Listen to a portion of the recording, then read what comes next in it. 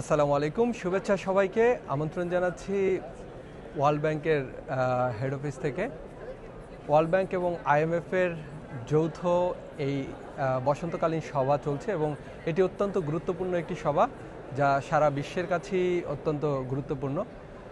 আমরা ভিটিভি ইউএসের পক্ষ থেকে রয়েছি এই ওয়ার্ল্ড ব্যাংকের এই প্রধান কার্যালয়ে। আমার সঙ্গে রয়েছেন সহকর্মী মোহাম্মদ শামীম। আমরা কথা বলবো এই বসন্তকালীন সভায় কি ঘটছে এবং বাংলাদেশ আসলে এই সভা থেকে কি প্রত্যাশা করে। যদি শুরুতেই আমরা কথা বলি, মোহাম্মদ শামীম, আপনিও এসেছেন, আমরাও রয়েছি এখানে। আমরা দেখলাম যে নানান সভা চলছে, বিভিন্ন দেশের বিভিন্ন সভা চলছে, তবে সবগুলো সবাই অর্থনৈতিক বিষয় নিয়ে। এবং সেখানে আমরা দেখলাম যে বাংলাদেশের অর্থমন্ত্রী তিনি এসেছেন, আমির খসরু মাহমুদ চৌধুরী, এবং যতটুকু আমরা দেখলাম বা জানলাম 11 সদস্যের প্রতিনিধি দল নিয়ে তিনি এসেছেন বাংলাদেশ থেকে। তো এর মধ্যে যে আলোচনাগুলো বৈঠকগুলো হয়েছে তার মধ্যে উল্লেখযোগ্য বিষয় হলো যে বাংলাদেশের এখন বর্তমান যে অবস্থা, অর্থনৈতিক সংকট উত্তরণে তারা আইএমএফ এবং ওয়ার্ল্ড ব্যাংকের সহায়তা চায়। আপনার কাছে যদি একটু বিস্তারিত জানতে চাই, আসলে এখন যে সিচুয়েশন আসলে বাংলাদেশের এবং আইএমএফ এবং ওয়ার্ল্ড ব্যাংকের সাথে বাংলাদেশের যে প্রত্যাশা, সেই ব্যাপারটি যদি আপনি বলেন। আইএমএফ এবং ওয়ার্ল্ড ব্যাংকের এই যে স্প্রিং মিটিং, সেই মিটিংটি 13 তারিখ শুরু হয়েছে এবং 18 তারিখ শেষ হবে। তো এই মিটিংটি এই সময়ে অত্যন্ত গুরুত্বপূর্ণ, শুধু বাংলাদেশের জন্য নয়, এটা বিশ্বের জন্য সবসময় গুরুত্বপূর্ণ হয়ে থাকে। তবে এইবার একটু বেশি গুরুত্বপূর্ণ এখনকার সময়ে। বিশেষ করে আপনি জানেন যে আসলে বিশ্বে যেই বর্তমানে যে যুদ্ধ চলছে, তেলের বিষয়টি নিয়ে সবচেয়ে বেশি শঙ্কা প্রকাশ করা হচ্ছে সারা বিশ্বের ক্ষেত্রেই, বিশ্বের বিভিন্ন দেশগুলো।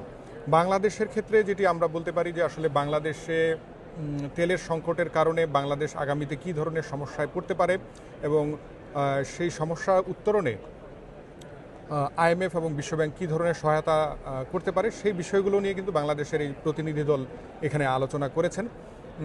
মূলত এই সংকট উত্তরণে বিশ্বব্যাংক এবং আইএমএফ মূলত বিশ্বব্যাংক 25 বিলিয়ন এবং আইএমএফ $50 বিলিয়ন সহায়তার সারা বিশ্বে উন্নয়নশীল এবং অনুন্নত দেশগুলোর জন্য বরাদ্দ রাখার কথা বলেছে। তো যেহেতু এটি তেল সংকট, আপনি জানেন যে তেলের কারণে পুরো বিশ্বের ইকোনমি কিন্তু চেঞ্জ হয়ে যায়।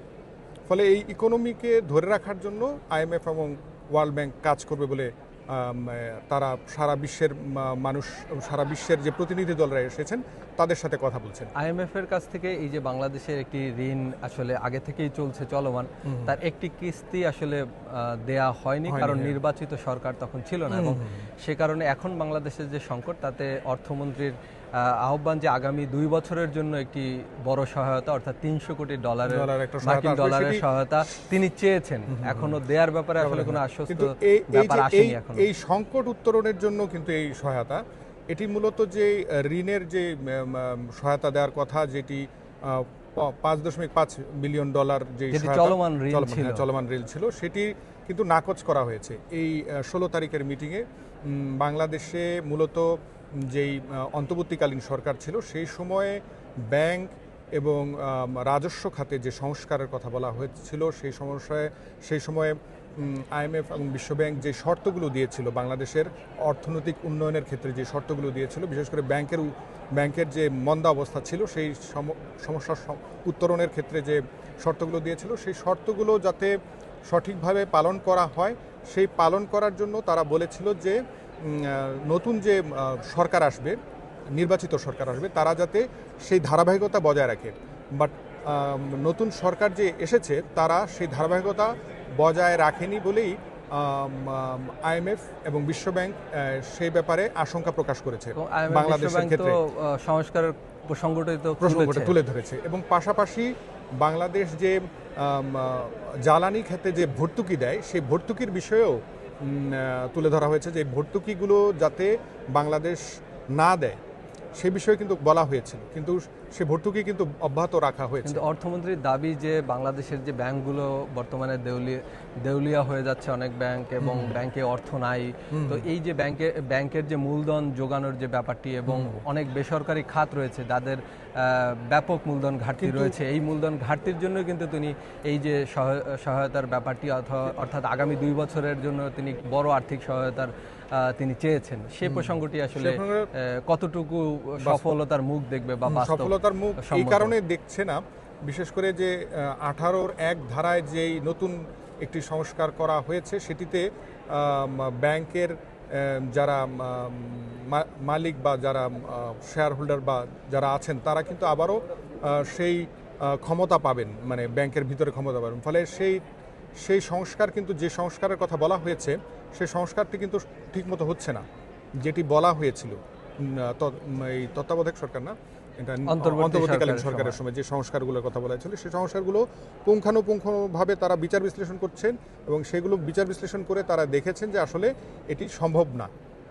তো বর্তমান সরকার যারা রয়েছেন তারা তো দাবি করছেন যে তাদের এই অর্থ সহায়তা পেলেই তাদের এই সংস্কার সম্ভব, এবং বাংলাদেশে এই মুহূর্তে অর্থনৈতিক সংকট উত্তরণের যে সংস্কার সেটি তারা প্রাধান্য, মানে সেটিকেই প্রাধান্য দিচ্ছে। আইএমএ বলছে যে যেই অর্থ বরাদ্দ দেওয়া হবে, তাহলে সেই অর্থ বরাদ্দ, যে সংস্কার যদি না হয়, সে অর্থ আবারও মানুষের কল্যাণে যাবে না।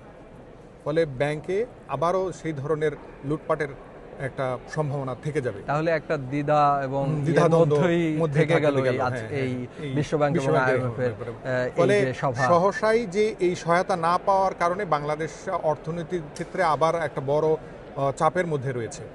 16 তারিখ এই মিটিংয়ে তারা কিন্তু সরাসরি নাকচ করে দিয়েছে যে সামনের যে বরাদ্দ দেওয়ার কথা জুনে বরাদ্দটা এখন তাহলে প্রশ্ন থেকেই যাচ্ছে যে বাংলাদেশ আসলে আইএমএফ এবং বিশ্বব্যাংকের কাছ থেকে সেই সহায়তা, আর্থিক সহায়তা পাবে কিনা, সেটি আসলে চূড়ান্ত হয়ে গেছে বলে আপনি মনে করছেন।